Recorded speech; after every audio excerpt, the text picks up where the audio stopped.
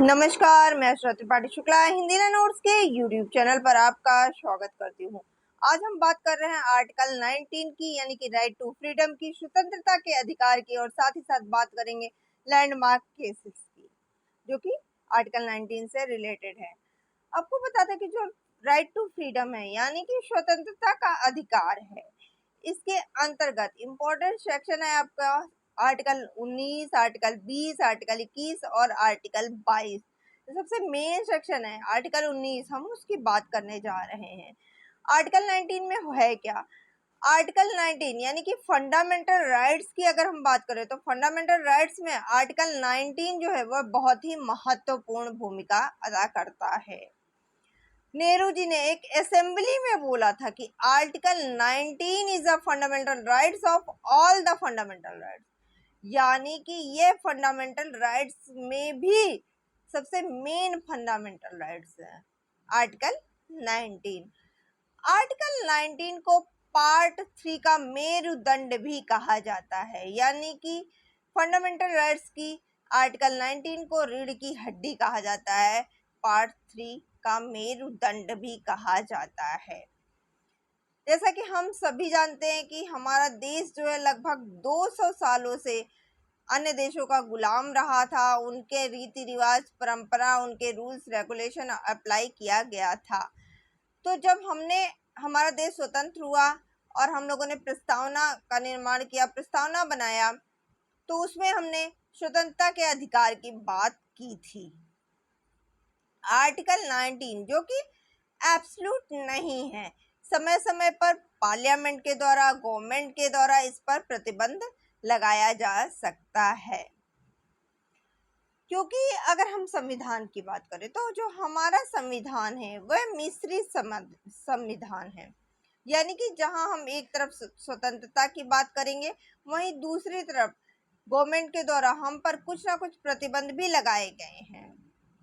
हम यहाँ पर बात करेंगे फ्रीडम की, यानी कि 7 फ्रीडम पहले दी गई थी, जो कि अब 6 फ्रीडम हो गई है। एक को एबॉलिश कर दिया गया, निष्कासित कर दिया गया है। वह है राइट टू प्रॉपर्टी, यानी कि संपत्ति का अधिकार, इसको हटा दिया गया है। अब हम आपको बता देते हैं कि आर्टिकल 19 की आप बात क्या करता है। आर्टिकल 19 सबसेक्शन 1 बात करता है कि all citizen have a right. आपको पता है कि आर्टिकल 19 जो है वे आर्टिकल 19 यानी कि स्वतंत्रता का अधिकार वे सिटीजन्स पर अप्लाई होता है, और इसको एग्जीक्यूट कर सकते हैं हम स्टेट के खिलाफ। तो आर्टिकल 19 सबसेक्शन 1 वही बात कर रहा है कि all citizen have a right, यानी कि जो हमारे देश के नागरिक हैं उनको यह अधिकार मिलता है। कौन कौन सा अधिकार मिलता है? आर्टिकल 19 सबसेक्शन 1 ए कहता है कि अभिव्यक्ति व वाक्य स्वतंत्रता का अधिकार, यानी कि right to freedom and speech and expression का अधिकार जो है आर्टिकल 19 1 ए के तहत मिलता है। लेकिन इसके लिए 8 रिस्ट्रिक्शंस भी अंडर आर्टिकल सबसेक्शन 2 में लगाया गया है। उसी तरह 19 1 बी में जो है वे मिलता है निरायुध सम्मेलन की स्वतंत्रता, यानी कि to assemble peaceful without arm, यानी बिना आप हथियार लिए आप सम्मेलन कर सकते हैं। इसके लिए भी 2 रिस्ट्रिक्शंस आर्टिकल 19 सबसेक्शन 3 के अनुसार लगाया गया है। ये भी हम आपको विस्तार से भी बताएंगे, अभी बस हल्का सा आपको एक ग्लिम्स दे रहे हैं, झलक दे रहे हैं, ठीक है। आर्टिकल 19 सबसेक्शन 1 सी कहता है कि संघ बनाने की स्वतंत्रता है, यानी कि to form association and union. इसके लिए भी 3 रिस्ट्रिक्शंस लगाए गए हैं आर्टिकल 19 सबसेक्शन 4 के अकॉर्डिंग। उसके बाद में आर्टिकल 19 सबसेक्शन 1 डी कहता है कि स्वतंत्र गमन की स्वतंत्रता होनी चाहिए, यानी कि to move freely throughout the territory of India. आप भारत के अंदर में कहीं भी आप स्वतंत्र होकर के घूम सकते हैं, टहल सकते हैं। ये इसके लिए भी 2 रिस्ट्रिक्शंस लगाए गए हैं आर्टिकल 19 सबसेक्शन 5 के अनुसार। उसके बाद दूसरा आर्टिकल है आर्टिकल 19 1 ई, जो कि निवास की स्वतंत्रता की बात करता है, to residence and settle any part of the territory of India. आप भारत के किसी भी भाग में स्वतंत्रता पूर्वक आप वहां निवास कर सकते हैं, अपना घर ले सकते हैं, आप वहां रह सकते हैं। लेकिन इसके भी 2 रिस्ट्रिक्शंस लगाए गए हैं आर्टिकल 19 सबसेक्शन 5 के अनुसार। आर्टिकल 19(1)(f) जो कि संपत्ति का अधिकार था वह खत्म कर दिया गया है। उसके बाद आर्टिकल 19(1)(g) जो है वे है कि टू प्रिसाइज एनी प्रोफेशन और टू कैरी और any occupation trade and business. आप भारत में कहीं भी व्यापार कर सकते हैं, कहीं भी बिजनेस कर सकते हैं, कोई भी व्यवसाय कर सकते हैं, या फिर आप कोई भी प्रोफेशन अपना सकते हैं। इसके भी आपको रिस्ट्रिक्शंस दिए गए हैं। अब बात करते हैं हम एक एक केसेस की, लेकिन उससे पहले हम बात कर लेंगे state of West Bengal versus Subodh Gopal Bose के केस की। इसमें ये कहा गया था कि जो हमें स्वतंत्रता का अधिकार मिला है, जो आर्टिकल 19 के तहत हमें स्वतंत्रता का अधिकार मिला हुआ है, ये क्या किसको मिला हुआ है और किस नेचर का है। तो इसमें कहा गया कि जो ये है फ्रीडम, जो है फ्रीडम ऑफ जो है राइट टू फ्रीडम है, स्वतंत्रता का जो अधिकार है, ये जो है ये नेचुरल है, यानी कि ये सभी सिटीजन्स के लिए समान रूप से है और ये नेचुरल है, जो एज अ सिटीजन आपको मिलेगी। अगर आप भारत के नागरिक हैं तो आपको ये फ्रीडम मिलेगी ही, और इसीलिए ये आर्टिकल 19 सबसेक्शन 1 में दिया गया है। यानी कि आपको इसके लिए अलग से कुछ करने की जरूरत नहीं है। आप भारत के नागरिक हैं तो ये सब जो है फ्रीडम आपको अपने आप ऑटोमेटिक मिल जाएगी, नेचुरल तरीके से मिल जाएगी। बोला गया है state of West Bengal versus Subodh Gopalan case में। ठीक है, आर्टिकल 19 सबसेक्शन 2 के द्वारा इस पे कुछ रिस्ट्रिक्शंस लगाई जा सकती हैं या स्टेट गवर्नमेंट के द्वारा लगाई जाती हैं। अब आर्टिकल 19(1)(a) को हम थोड़ा विस्तृत रूप से समझ लेते हैं कि इसमें क्या कहा गया है। आर्टिकल 19(1)(a) में बोला गया है कि भाषण और अभिव्यक्ति की स्वतंत्रता है, यानी कि freedom and speech and expression की आपको स्वतंत्रता है, फ्रीडम है। तो अब ये स्पीच और एक्सप्रेशन की स्वतंत्रता की जरूरत क्यों है, भाषण और अभिव्यक्ति की स्वतंत्रता की जरूरत क्या है? तो भैया आप अपनी बातें या स्वयं से या किसी के द्वारा लिखी कोई बात है, या जो है आपने कोई बात सुनी है तो उसको आप लोगों को बताने के लिए आप स्वतंत्र हैं, अपनी बात आप लोगों से कहने के लिए स्वतंत्र हैं, किसी के द्वारा दी गई हुई बात को आप दूसरे को बताने के लिए स्वतंत्र हैं। इसमें मीडिया भी इंक्लूड की गई है। अब ये अभिव्यक्ति जो है वह किसी भी फॉर्म में हो सकती है। आप बोल करके किसी को अपनी बात की अभिव्यक्ति करा सकते हैं, लिख करके करा सकते हैं, आप जो है वीडियो के माध्यम से करा सकते हैं, आप अपने एक्सप्रेशन के माध्यम से करा सकते हैं। तो आप जैसे भी अपनी अभिव्यक्ति करना चाहते हैं आप उस टाइप से अपनी बातों का अभिव्यक्ति कर सकते हैं, भाषण और अभिव्यक्ति आप कर सकते हैं। अब ये जरूरी क्यों है? ये सोसाइटी के लिए बहुत जरूरी है। जब हम आपस में बात नहीं करेंगे तो हम अपने विचारों को एक दूसरे को बताएंगे नहीं तो कैसे काम चलेगा। फिर ये इंडिविजुअल डेवलपमेंट के लिए भी बहुत जरूरी होता है। एक बच्चा जब पैदा होता है तो उसे कुछ भी भाषा का ज्ञान नहीं होता है, परंतु वो हमारे घर में रहते रहते हमें लोगों से बात करते करते स्कूल जाता है तो स्कूल में लोगों से बात करके वो बहुत कुछ सीखता है, और इस तरह से उसका खुद का विकास होता है। उसके बाद डेमोक्रेटिक वैल्यू, डेमोक्रेटिक वैल्यू के लिए भी यह जरूरी है कि हम अपनी बात को कहें। जरूरी नहीं है कि जो गवर्नमेंट कर रही है वह सही है, एक पक्ष होता है तो दूसरा विपक्ष भी होता है। अगर विपक्ष नहीं होगा तो फिर तो सामने वाला व्यक्ति जो कर रहा है वही सब सही है। तो पक्ष और विपक्ष में भी लोगों को होना जरूरी है, ये देश के लिए भी बहुत जरूरी है। तो डेमोक्रेटिक फील्ड में भी इसका बहुत ही जरूरी है। क्यों? क्योंकि of the people, for the people, by the people, ये लोगों के द्वारा लोगों के लिए किया जा रहा है। तो जो हमारा कॉन्स्टिट्यूशन है वो कहता है कि भैया अपनी बात, अपनी भाषण, अपनी व्यक्ति रखने की स्वतंत्रता है, और सेफगार्ड द प्लूरलिज्म। हमारे देश में इतना जो है स्टेट है और हर स्टेट में कितने शहर हैं, और सब हर स्टेट की अपनी अपनी संस्कृति है, अपनी धरोहर है, अपनी चीजें हैं, अपनी भाषा है, अपना कल्चर है। तो इन सबको हमको समेट के रखना भी जरूरी है, क्योंकि यही कहीं ना कहीं हमारी धरोहर है। तो इनको समेटना भी हमारे लिए जरूरी है, इनको बढ़ावा देना हमारे लिए जरूरी है। तो उसके लिए भी जरूरी तभी है, ये कैसे कर पाएंगे जब हम अपनी बातें, हम अपना कल्चर किसी को बताएंगे तो ही ना सामने वाला जान पाएगा। तो इसके लिए भी ये जरूरी है। अब इसमें एक बात यहाँ भी आई कि क्या चुप रहने का जो है अधिकार जो है वो भी अभिव्यक्ति में आता है? क्या कोई व्यक्ति अगर शांत रहता है तो ये माना जाएगा कि वो अभिव्यक्ति में है? हाँ बिल्कुल। आप 10 लोग हैं और कहीं पार्टी करना है, ठीक है, हम नॉर्मल बात बता रहे हैं स्टूडेंट के लिए, कि आप 10 फ्रेंड्स हैं और आप लोग सोच रहे हैं कि आप इस जो है आज 1 घंटे पढ़ने के बाद आप लोग एक पार्टी, छोटी सी पार्टी करेंगे कोल्ड ड्रिंक और समोसे की। आपने सबको बोला ऐसा करते हैं, हम लोग 10-10 रुपए डिपॉजिट कर लेते हैं और हम लोग एक छोटी सी कोल्ड ड्रिंक और समोसे की पार्टी कर लेंगे। उसमें से कुछ लोगों ने कहा हाँ हाँ ठीक है हम तैयार हैं, हम तैयार हैं। 1-2 लोग ऐसे थे जिन्होंने बोला नहीं, सीधे 10 रुपए निकाला और आपको दे दिया।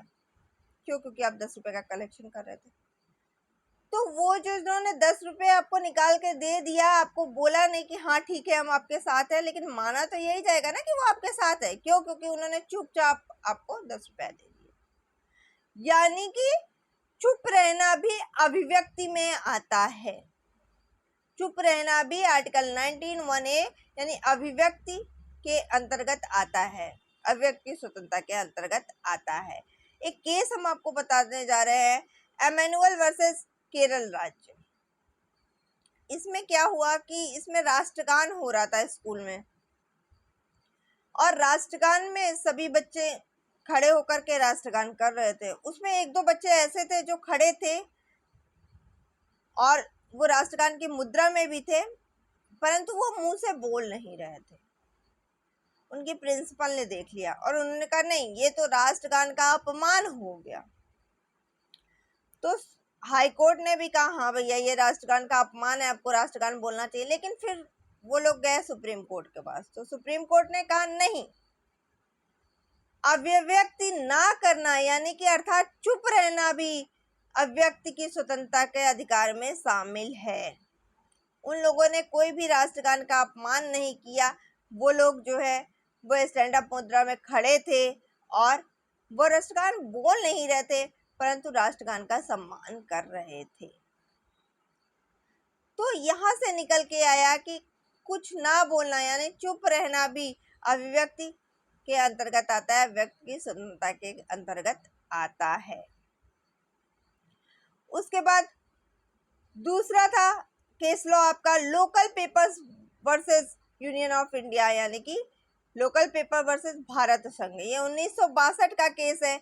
इसमें कहा गया था कि आर्टिकल 19 सबसेक्शन 1(a) के तहत अभिव्यक्ति की स्वतंत्रता में मीडिया की स्वतंत्रता भी शामिल है।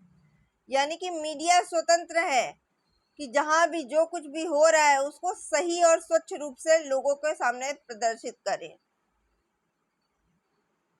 ये नहीं कि वहां किसी का मर्डर हो रहा है और 4 लोग इकट्ठा है, मीडिया गई तो वहां बताइए अरे वहां तो मिठाई बट रहा था, कुछ हुआ ही नहीं था। तो ये आप बताओ लोगों को, और मीडिया ये बता रही है लोगों को। तो नहीं, मीडिया स्वतंत्र है, जो वहां पर हो रहा है, जैसा हो रहा है वो एग्जैक्ट वैसे के वैसा ही आपको बताए। ये लोकल पेपर्स वर्सेस भारत संघ केस में कहा गया है। उसके बाद एक और केस आया नवीन जिंदल वर्सेस भारत संघ का, यानी Naveen Jindal versus Union of India का केस। इसमें कहा गया कि जो राष्ट्रध्वज है, कुछ लोग करते ना कि 15 अगस्त 26 जनवरी आ रही है तो लोग अपने घरों में भी जो है राष्ट्रध्वज का सम्मान करते हैं, अपने घर पे भी राष्ट्रध्वज फहराते हैं, कुछ लोग दुकानों में भी राष्ट्रध्वज फहराते हैं।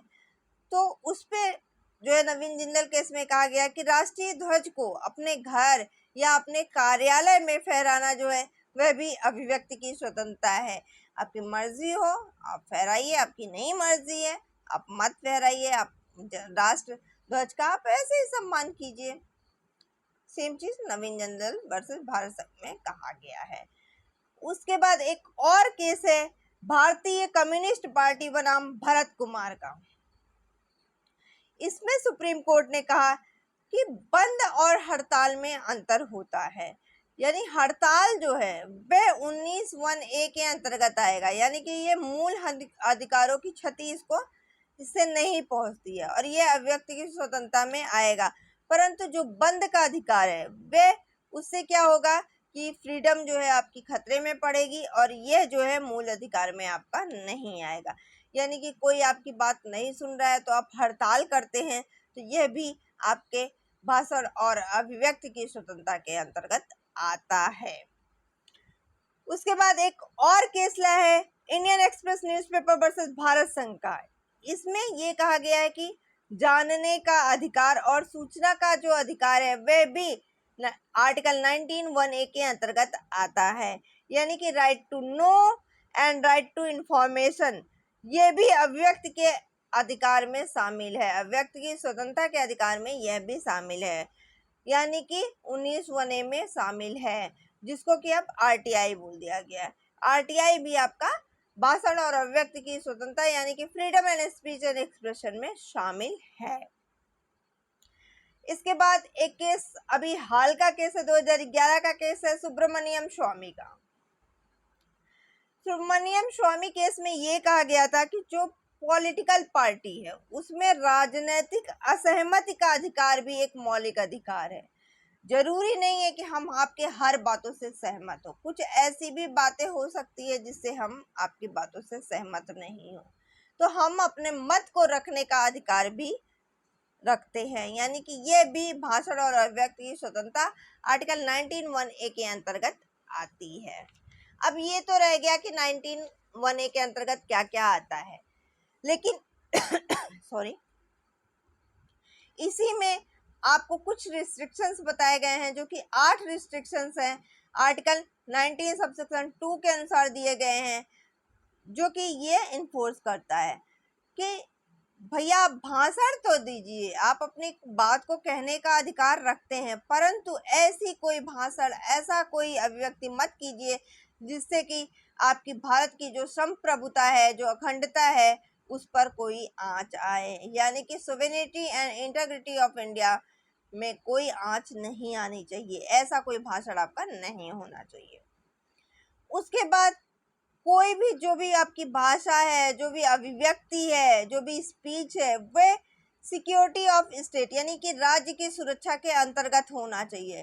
अब ऐसा नहीं है कि आप भाषण देना है और आपको अपने राज्य की सुरक्षा से संबंधित कुछ पता है तो आप जाके उसको मीडिया में बोल दीजिए, मीडिया ने उसको और फैला दिया, वो दूसरे देश में पहुंच गई, जिससे कि राज्य की सुरक्षा जो है वह उस पर क्षति पहुंचने का खतरा बन रहा गया। तो ऐसा नहीं करना है, आप ऐसा नहीं कर सकते हैं। Friendly relationship with foreign state, आपको अपनी भाषा ऐसी रखनी है, अपनी अभिव्यक्ति ऐसी रखनी है कि विदेशी राज्यों के साथ आपका मैत्रीपूर्ण संबंध हो। आप भारत में हैं, किसी मंत्री पद पर हैं, किसी उच्च ओहदे पर हैं और आपने किसी देश के खिलाफ ऐसा गंदा व्यवहार बोल दिया या कुछ ऐसा गलत बोल दिया जिससे वह देश भारत से युद्ध करने पे आ गया, आपको ऐसा कुछ नहीं बोलना है। यानी दूसरे देशों के साथ भी आप ऐसे मतलब अपनी बातों को इस तरह से बोलिए कि उनके साथ भी मैत्रीपूर्ण संबंध हमारा बना रहे। फिर पब्लिक ऑर्डर, यानी कि आपको जो भाषा अभिव्यक्ति है वह आपकी शालीन होनी चाहिए, नैतिक होना चाहिए। ये नहीं कि आपने रामायण पिक्चर बना दी और उसमें भगवान जी को एक गाली से बात करवा रहे हैं, तो ऐसी भाषा और नैतिकता नहीं होना चाहिए। ठीक है।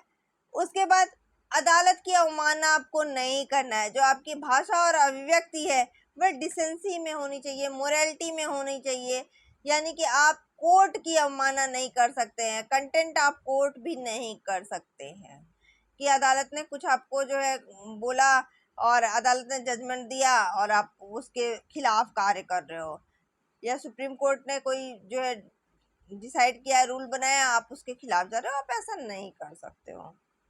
डिफामेशन यानी कि मानहानि, हर चीज में ऐसी भाषा ऐसी स्पीच मत दीजिए कि मानहानि का प्रयोग करना पड़ जाए। अपराध का उद्दीपन यानी इंक्रीमेंट ऑफ ऑफेंस। आप किसी को भड़काऊ भाषण मत दे दीजिए कि लोग जो है, अभी देख रहे हैं हाल में हुआ है आपका गुरुग्राम का केस जो हुआ कि चलिए ठीक है, जुलूस निकल रहा था, जुलूस में ऐसा कुछ हो गया कि दंगा होने लगा। तो आपको ऐसे भाषण नहीं देना है, ऐसी अभिव्यक्ति नहीं करना है कि एक दूसरे को मार काट करने लगे, हिंदू मुस्लिम करने लगे, ऐसा आपको कुछ नहीं करना है।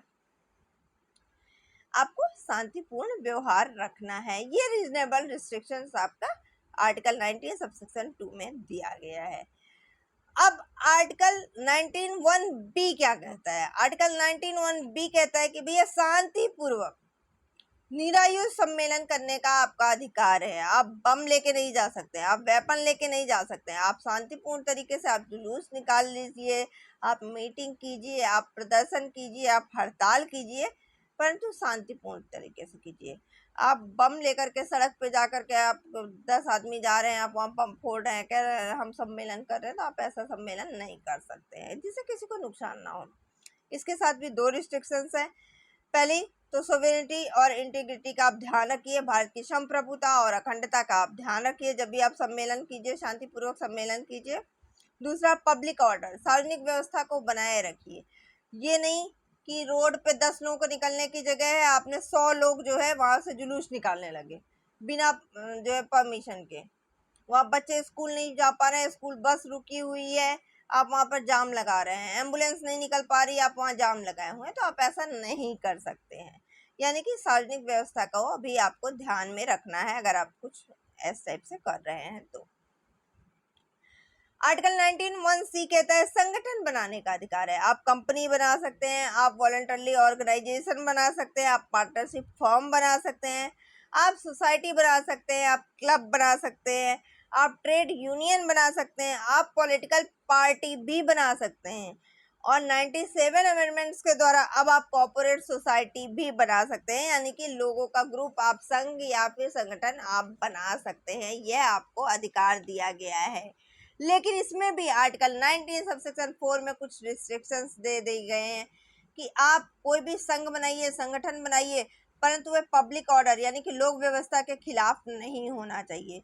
उसमें मोरालिटी होनी चाहिए, उसमें नैतिकता होनी चाहिए, उसमें सदाचार होने चाहिए, और वे भारत की संप्रभुता और अखंडता का ध्यान रखना चाहिए, यानी कि सोवेरेनिटी और इंटीग्रिटी का ध्यान उसको रखना चाहिए। अब आर्टिकल 19(1)(d) कहता है कि भारत के राज्य क्षेत्र में आवास संरक्षण का अधिकार है, यानी कि राइट टू मूव। आप भारत के देश के अंदर में आप कहीं भी टहल सकते हैं, कहीं भी जा सकते हैं, कहीं भी घूम सकते हैं, आप सार्वजनिक प्लेसेस का यूज कर सकते हैं। आर्टिकल 19(1)(e) कहता है कि right to resident and settled any part of India, यानी कि ये जो दोनों है ये एक दूसरे के पूरक है, यानी कि आप जो है भारत के किसी भी भाग में आप टहल सकते हैं, घूम सकते हैं, रह सकते हैं, जा सकते हैं, और आप अपना 19(1)(e) के अनुसार आप अपना घर जो है वह भारत के किसी भी क्षेत्र में बना सकते हैं। परंतु उसमें भी अगर आप देश के बाहर जा रहे हैं तो आप पर आर्टिकल 19(1)(d) अप्लाई ना होकर के आर्टिकल 21 अप्लाई होगा। ये भी पॉइंट याद रखिएगा, एग्जाम में इस टाइप से क्वेश्चंस आ जाते हैं, ठीक है। इसके भी 2 रिस्ट्रिक्शंस है। पहला तो साधारण जनता के हित में आप कहीं भी जाइए, सार्वजनिक प्लेसेस में आप जा रहे हैं या दूसरे देश में जा रहे हैं, दूसरी जगह जा रहे हैं, तो ऐसा मत करिए कि आपके किसी भी कार्यशैली से दूसरे को जो है नुकसान पहुंचे, यानी कि साधारण जनता के हित में आप काम कीजिए। दूसरा, अनुसूचित जातियों के हितों के लिए कोई कोई ऐसी जगह है जहाँ पर गवर्नमेंट जो है आम पब्लिक को जाने से मना करती है, वो इसलिए कि जिससे जो वहाँ के जो कल्चरल लोग हैं, जो वहाँ के लोग हैं, उनको कोई क्षति ना पहुंचे। जैसे पहले जम्मू कश्मीर में भी था कि वहाँ आप घर लेके निवास नहीं कर सकते थे, परंतु अब ऐसा नहीं है। आर्टिकल 19(1)(f) यानी कि संपत्ति के अधिकार को हटा दिया गया है, वो कि 44वें संविधान संशोधन के द्वारा, ठीक है। क्यों हटाया गया है, क्या कारण है, ये हम आपको वीडियो में बता चुके हैं, तो आप जाकर के हमारे पिछली वीडियो में देख सकते हैं। आर्टिकल 19(1)(g) कहता है कि कोई भी व्यक्ति अपनी जो है जीविका कमाने के लिए, व्यापार और कारोबार करने के लिए वह स्वतंत्र है। वह कहीं भी भारत के किसी भी कोने में वह अपना व्यापार कर सकता है, अपना प्रोफेशन अपना सकता है, कोई भी प्रोफेशन अपना सकता है, कोई भी व्यापार कर सकता है, कोई भी बिजनेस और ट्रेड कर सकता है। इसके लिए भी 3 रिस्ट्रिक्शन है।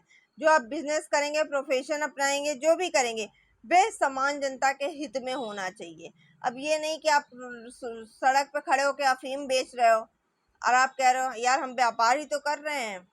ऐसा आप नहीं कर सकते हो। समान जनता के हित में ही आप व्यापार, ट्रेड, प्रोफेशन आप कोई करोगे। फिर दूसरा, हम जो है डॉक्टर हैं, एडवोकेट, हमने LLB कर रखी है, LLM कर रखा है और कल से हम पहुंच जाए हॉस्पिटल, लाओ हम मरीजों का इलाज करेंगे, तो नहीं, आप ऐसा नहीं कर सकते हो। आप जिस चीज़ के लिए टेक्निकली एलिजिबल हैं आप वही कार्य कर सकते हो। जिस चीज़ की आपके पास डिग्री है आप वही कार्य कर सकते हो। आप LLB किए हैं, आप LLM किए हैं, आप एडवोकेट बन सकते हो। आप जो है कोर्ट में जाइए, आप प्रैक्टिस कीजिए, परंतु आप MBBS की डिग्री लिए बिना आप लोगों का इलाज नहीं कर सकते हैं। मोनोपोली ना हो, ऐसा कोई बिजनेस आप नहीं करिए कि सबका बिजनेस ठप करा के आप ही का बिजनेस केवल चले, तो मोनोपोली नहीं हो। ऐसा आप व्यापार कर सकते हैं, ऐसा आप प्रोफेशन अपना सकते हैं, ऐसा ट्रेड और बिजनेस आप कर सकते हैं। अब ये तो बात रही आपका आर्टिकल 19 का। अब एक क्वेश्चन मन में आता है कि क्या आर्टिकल 19 जो है वह उसका सस्पेंशन हो सकता है, उसका निलंबन हो सकता है? तो जी हाँ, आर्टिकल 19 का आपातकालीन घोषणा के द्वारा निलंबन हो सकता है। पहले 352 के अधीन जो है वह आर्टिकल 19 का स्वतंत्र निलंबन हो जाता था, यानी कि जब धारा 352 लगती थी यानी आपातकालीन घोषणा होती थी तो आर्टिकल 19 वहीं पर जो है निलंबित हो जाता था, सस्पेंडेड हो जाता था। बाद में फिर उसको गवर्नमेंट अपने अकॉर्डिंग देखती थी। परंतु 44वें संविधान संशोधन के बाद में अब अगर कहीं युद्ध हो रहा है, युद्ध को छोड़ करके बाकी जो है आर्टिकल 19 जो है वह सस्पेंडेड नहीं होता है। इसके अलावा धारा 31A-B-C के लिए यदि गवर्नमेंट चाहे तो इसको जब अपने अकॉर्डिंग जो है इसको सस्पेंड कर सकती है। यानी गवर्नमेंट जो है जब उसको नीड लगे कि हाँ जो है फ्रीडम को जो है सस्पेंड करना है, आर्टिकल 19 को, राइट टू फ्रीडम को, तो फिर वहां पर वह स्वतंत्रता के अधिकार को निलंबन कर सकती है, निलंबित कर सकती है। आज की वीडियो में बस इतना ही। अगर आपको हमारी वीडियो पसंद आई हो तो प्लीज़ लाइक ज़रूर कीजिएगा, शेयर ज़रूर कीजिएगा और अपना प्यार और सहयोग ऐसे ही देते रहिएगा। वीडियो को कमेंट ज़रूर कीजिएगा।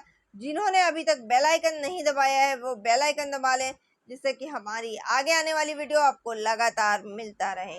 और जो लोग वीडियो को लास्ट तक देख रहे हैं उनको बहुत बहुत धन्यवाद, बहुत बहुत प्यार, बहुत बहुत स्नेह कि आप वीडियो को लास्ट तक देख रहे हैं और आप हमारा सहयोग कर रहे हैं। क्योंकि कुछ लोग क्या करते हैं, वीडियो को थोड़ा सा देख के स्किप कर देते हैं, तो उन्हें वीडियो पूरी समझ में नहीं आएगा, उन्हें आर्टिकल 19 पूरा समझ में नहीं आएगा। आर्टिकल 19 पूरा जो है समझने के लिए आपको वीडियो को लास्ट तक देखते रहना चाहिए। धन्यवाद।